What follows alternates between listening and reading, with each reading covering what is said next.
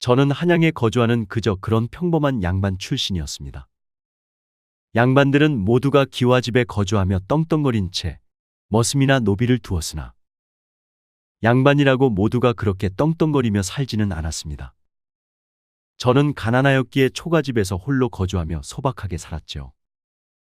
여름 장마철이 되면 천장에서는 빗물이 뚝뚝 떨어지는 그런 주거지였습니다. 상황이 이러니 노비나 머슴까지 둘 수 있는 형편은 당연히 아니었습니다.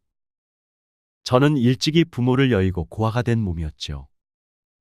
부모님께서는 오래전 지병으로 돌아가셨는데 유산으로 이 집을 물려주셨습니다. 사실 이것만으로도 만족합니다. 빚이 없는 게 어딥니까? 저는 관직에 몸담고 있지는 않았으나 작은 비단 가게 하나를 운영하고 있었습니다. 먹고 살 걱정은 없었고 괜찮은 혼처만 알아보면 남부럽지 않게 살 수 있었습니다. 어쨌건 저는 가정을 꾸리고 싶었습니다. 어서 오십시오. 찾으시는 것이라도 있으십니까? 사대부로 보이는 선비 한 명이 제 가게에 진열된 갖가지 상품을 유심히 둘러보는 중이었습니다. 저는 주로 갓, 접선, 각근, 도포, 세조대, 태사해 등 사대부 선비들이 즐겨 입는 옷과 장신구 등을 취급했습니다.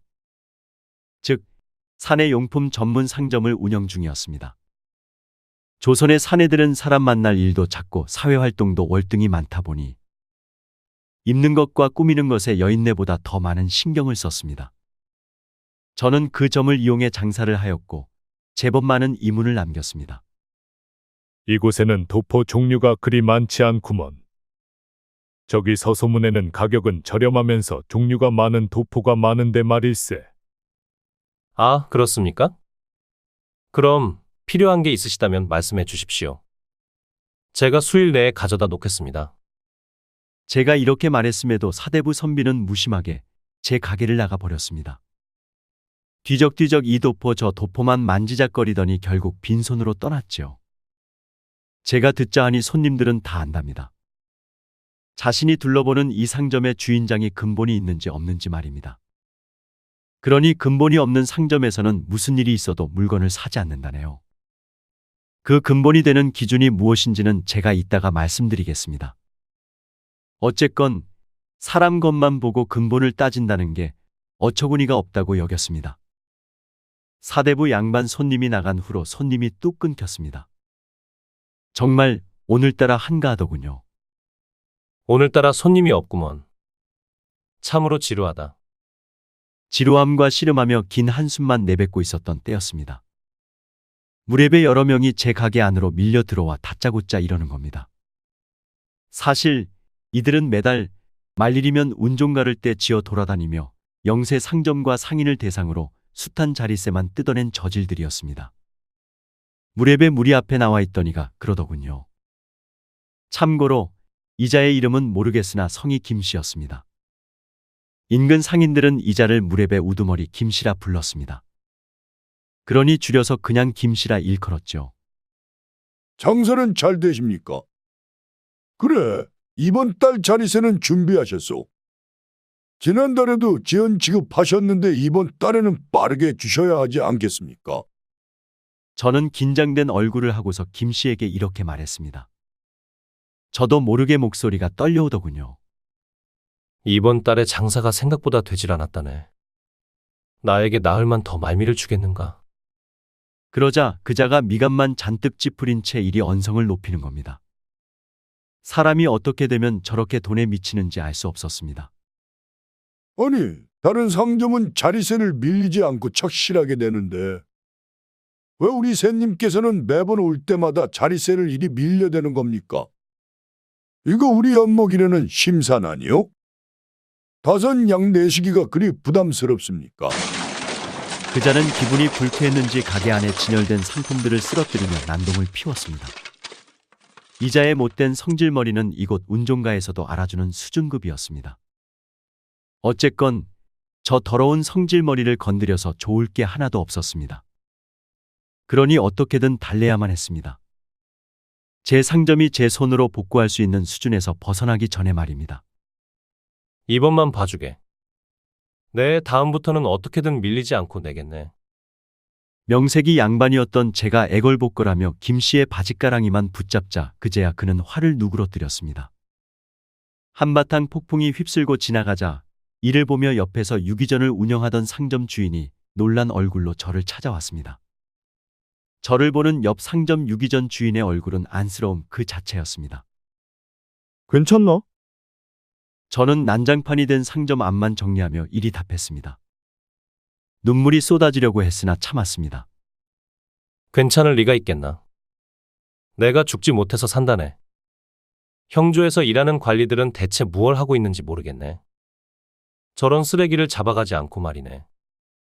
옆 상점 유기전 주인장은 제 일을 거들어주며 저와 잠시 짧은 대화를 이어갔습니다. 어쨌건 옆 상점 유기전 주인이라도 옆에 있으니 조금은 위안이 되더군요. 그러면 뭐 하는가? 저놈들이 형조 관리들에게 뇌물을 갖다 바치니 관리들도 모르는 척하는 것이지. 나라가 아주 썩었네. 저는 바닥에 내동댕이 쳐진 도포 자락과 여러 장신구를 주워가며 무덤덤하게 말했습니다. 그나저나 자네는 이번 달에 내야만 하는 자릿세는 마련했던가? 이미 마련했다네. 저는 하던 동작을 멈추고 적잖게 놀란 얼굴로 그를 주시했습니다. 정말이지 놀라지 않을 수 없었습니다. 그걸 어떻게 이리 빨리 마련할 수 있었는지 솔직히 이해가 안 됐습니다. 그 5냥을 벌써 말인가? 자네 참으로 능력자일세. 그는 상점 앞을 살펴보더니 이내 제 얼굴을 주시하며 이렇게 속삭였습니다. 뭔가 중요한 할 말이 있나 봅니다. 사실은 말이네. 나의 자릿세가 2냥으로 줄었다네. 이것들이 무려 3냥이나 깎아 주었지 뭔가. 다른 상인들에게는 말하지 말라고 했건만 내가 자네에게는 특별히 알려주는 것이네. 저는 놀라지 않을 수 없었습니다. 그게 사실인가? 그가 입꼬리를 실룩거리며 답했습니다. 대체 무슨 방법을 썼기에 무려 3냥이나 깎은 것인지 궁금했습니다. 그렇다니깐. 대체 무슨 방법을 쓴 것인가? 그는 저를 보며 말을 아끼더니 이내 거창한 목소리를 앞세우며 이렇게 말했습니다. 성씨를 샀다네. 저는 의아스러웠습니다. 그래서 혼잣말로 이리 중얼거렸습니다. 성씨? 지금 조선에서는 극소수 양반들만 성씨를 사용하지 않나? 성씨가 있는 이들만 근본이 있다니 어쩌겠는가. 성씨를 사는 게 여러모로 이득 아니겠소? 그렇지. 같은 성씨끼리는 서로 밀어주고 봐주고 도와주는데. 그러니 이곳에서 편하게 일하려면 성씨가 필요할 것 같았네. 그래서 얼마 전에 단호한 결정을 내렸지. 가뜩이나 상점 주인도 성씨가 없으면 손님들이 근본 없는 물건을 판다며 외면하지 않나. 그러면 자네가 구매한 성씨는 무엇인가? 나는 말이네, 김씨를 샀다네. 저 무렵의 우두머리와 같은 성씨를 말이네. 더욱이 형조에서 근무하는 관리 대부분이 김씨 아니겠는가. 그렇게 하는 것이 여러모로 좋을 것 같다고 판단했지. 순간 저는 깊은 생각에 사로잡혔습니다. 들어봐도 허황되었다는 느낌보다 제법 괜찮겠다는 확신이 들었기 때문입니다. 저 상점 주인처럼 성씨를 산다면 최소한 손해는 아니라는 느낌이 들었습니다. 참으로 서운하네, 그려. 왜 그걸 지금 말해주는가? 미안하게 되었네. 성씨가 있다면 좋겠으나 막상 있는 것도 부작용이 심해서 말이네. 어쨌건 내가 겪어보고 괜찮아 자네에게 말해주는 것이네. 서운한 감정은 여기서 푸시게. 내가 다음번에 탁주나 살 터이니? 저는 깊게 고민했지요. 어떤 성씨를 사야 할지 말입니다. 사실 작금의 조선에는 성씨 구매하기가 유행처럼 번져가고 있었습니다. 이 같은 일은 암암리에 빠르게 이루어졌죠. 아마 지금이 아니면 나중에는 사고 싶어도 사지 못하는 상황이 될 수도 있었습니다. 그러니 뭐든 빨라야 했습니다. 특히 조선에서는 뭐든 빠른 것이 이득이었습니다. 같은 성씨끼리는 밀어주고 서로 도와주며 어려운 일이 있을 때면 도와주더군요. 그러니 저같이 아무것도 없는 혼자에게는 이번 일은 구미가 당기는 그런 사건이 아닐 수 없었습니다. 사실 저는 며칠 전에 오래전에 연모하는 여인에게 고백하여 차이는 상처를 맛보았습니다.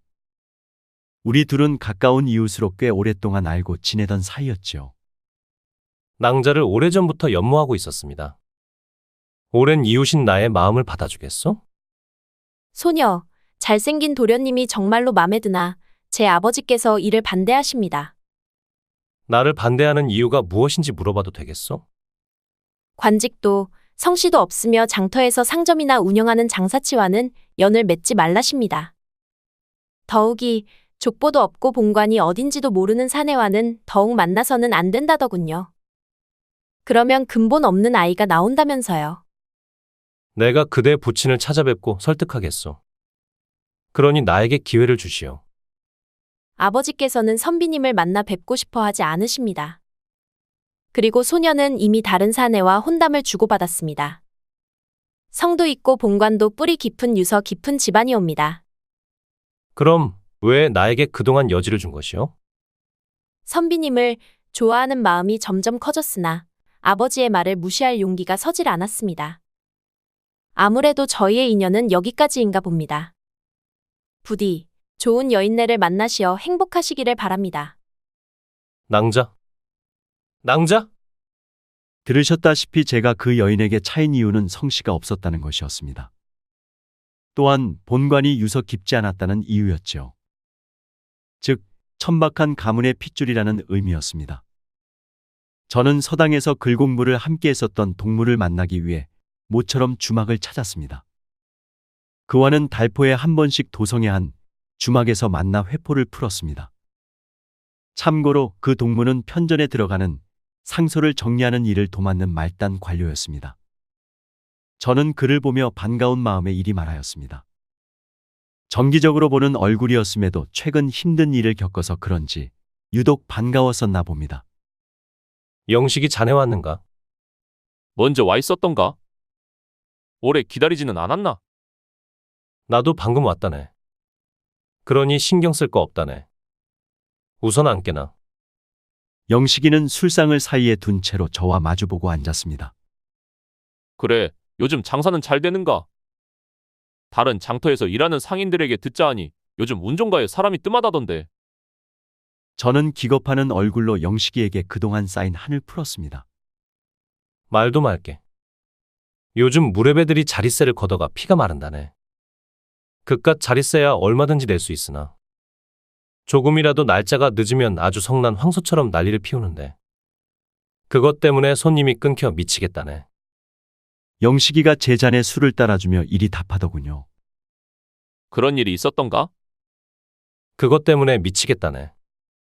그나저나 자네는 요즘 조정일은 어떠한가?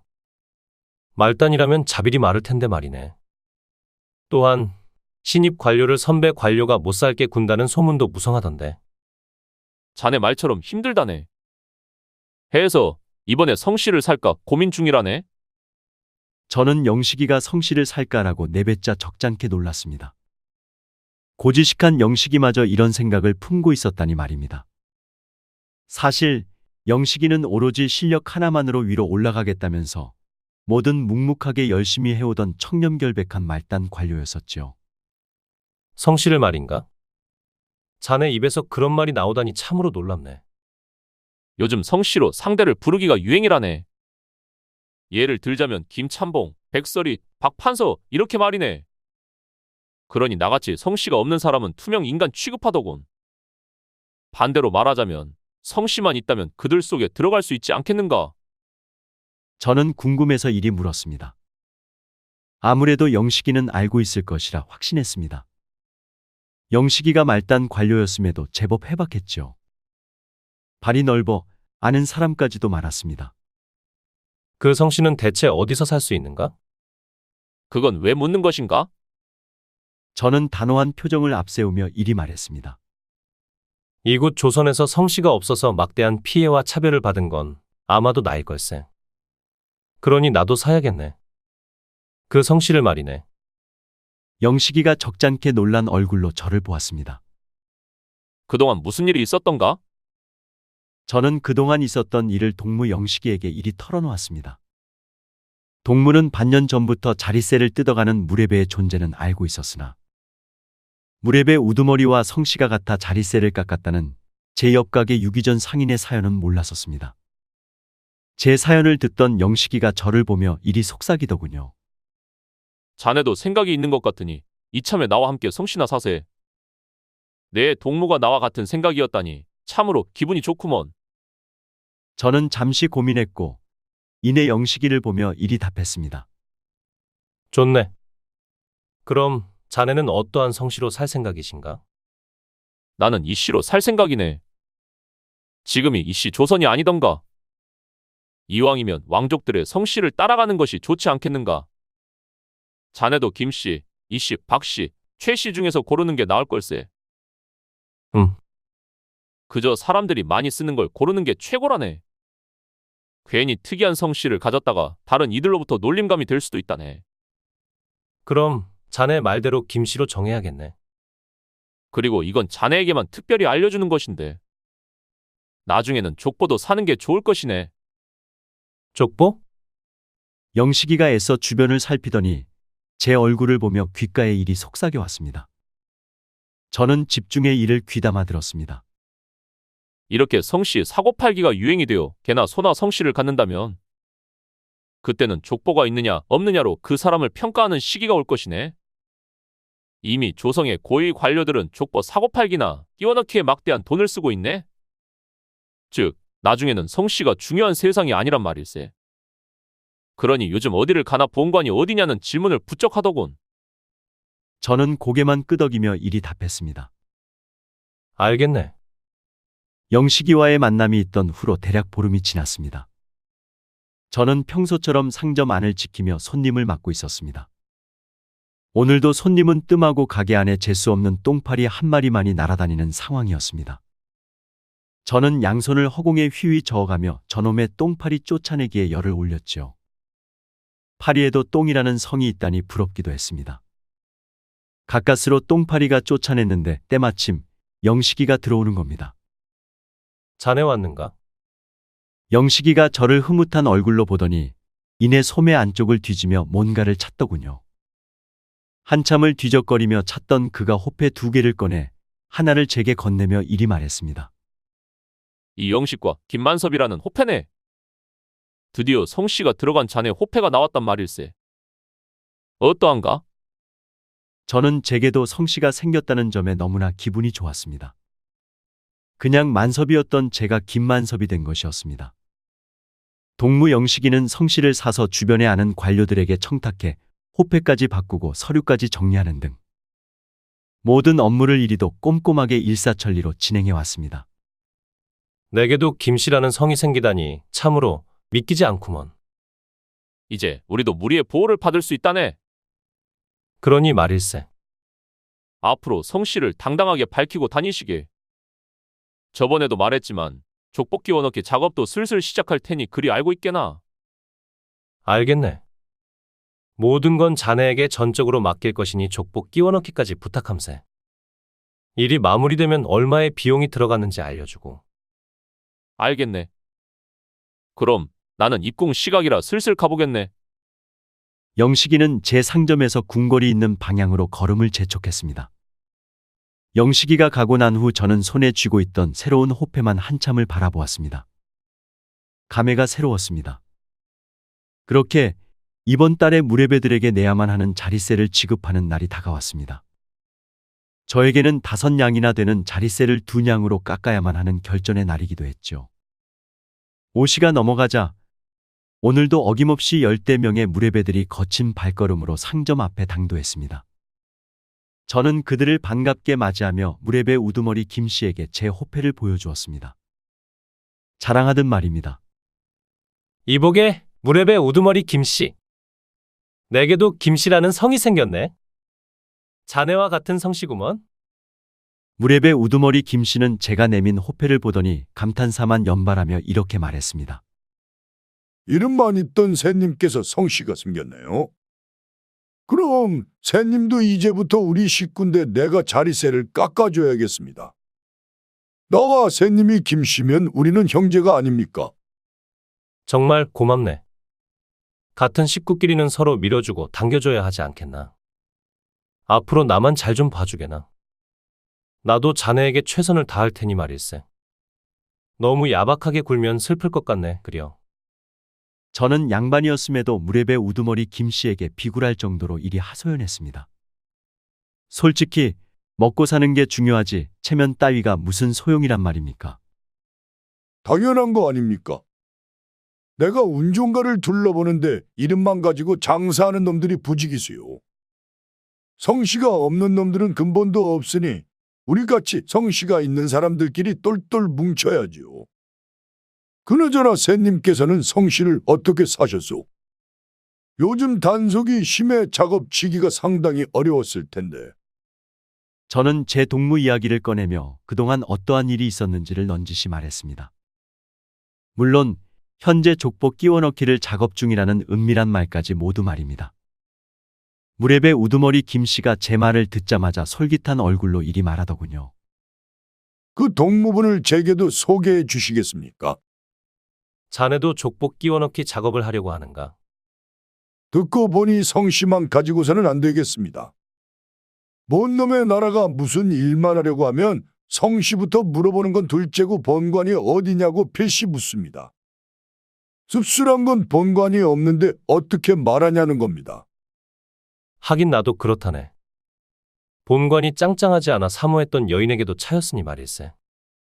그 일이 있던 후로 저와 무렵의 우두머리 김 씨는 의형제가 되었습니다.